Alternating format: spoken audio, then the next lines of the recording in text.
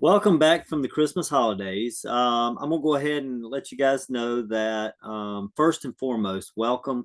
Um, like I said, welcome back from Christmas holidays. Welcome, Mr. Brooks. He's going to be covering in for the next while, so at least until I return.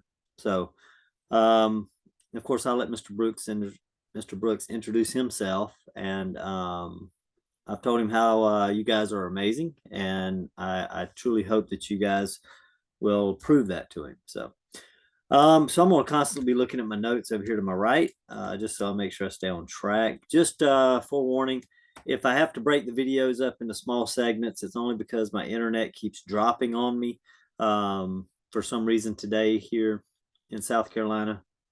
But anyway, we're going to move on. Like I said, um, I'll let Mr. Brooks pause the video, introduce himself. Maybe he's already done it. I would, however it works out. So that'll be fine.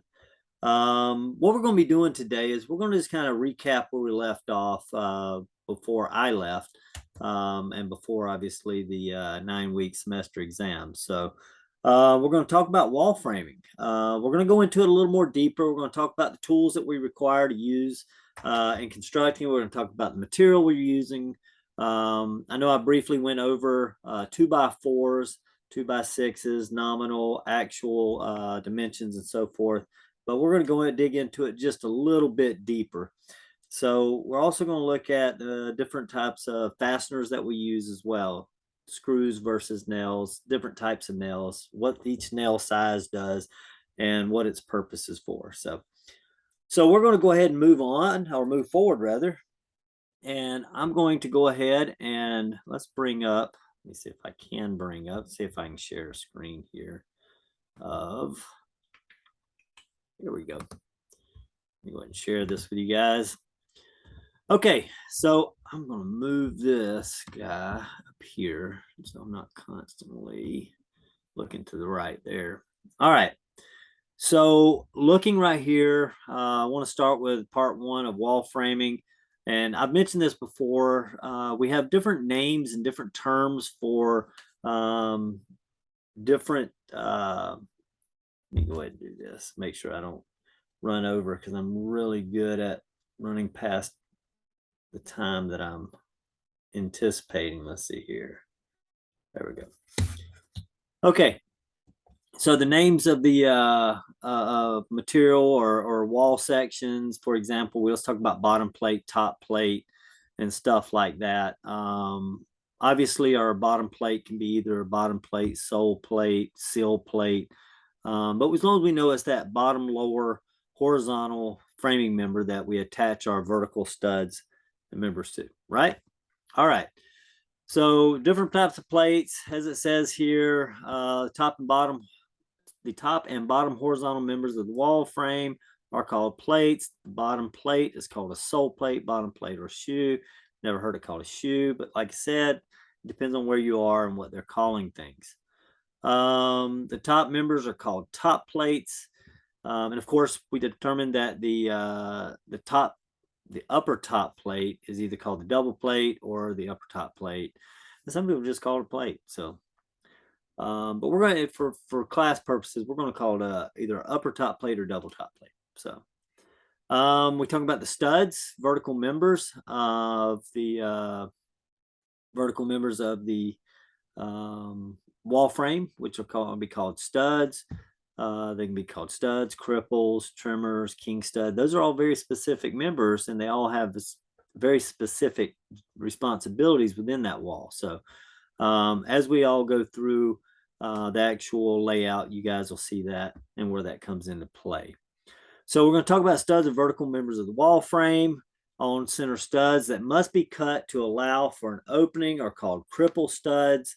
So like I had mentioned before, if you're putting in a door or a window, you can't just not continue to put those vertical members in just because you put a door in. If there's space that allows for above your header, between the header and the top plate, you have to put in a vertical member, because remember what we said, the load of the roof is actually going to depend on those studs and that header to redistribute the load of that wall down that king and trimmer stud known as the jack plate, right? All right, so moving on to C2 here, the center studs that must be cut to allow for an opening are called cripple studs. Just said that. And then, of course, looking right here at this illustration, let's see if we can bring this in just a little bit. That was a little lot. There we go. All right, so now looking at this right here shows that your cripple studs are below and above this window. The header, once again, the size of the header is going to be directly dependent upon the actual opening of the window. So for example, let's say it's a load bearing wall. Okay, we're going to just assume all of them are load bearing at this point. You're going to take not only the length, but let me rephrase that.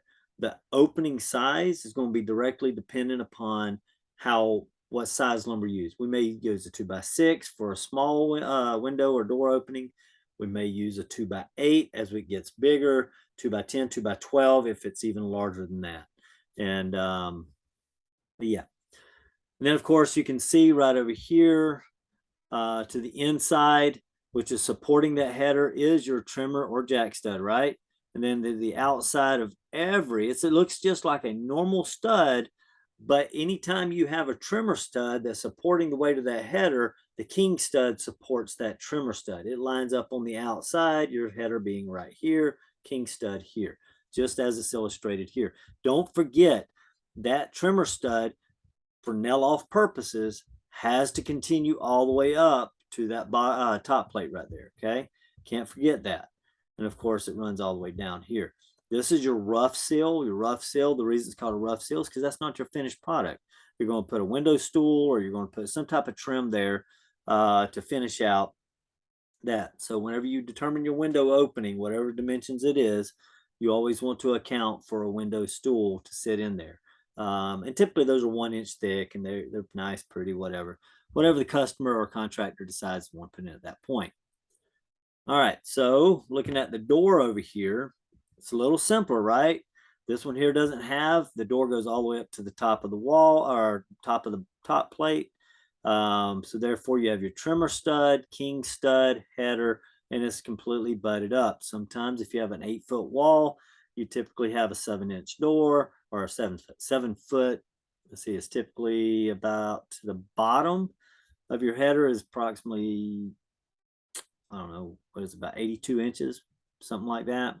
So depending on the opening size and the type of header that the contractor decides to do, will may all the way go up to the top plate, and don't need cripples at that point above it.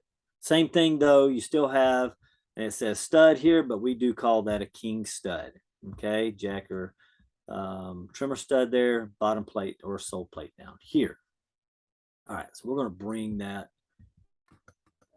to a manageable size here. There we go.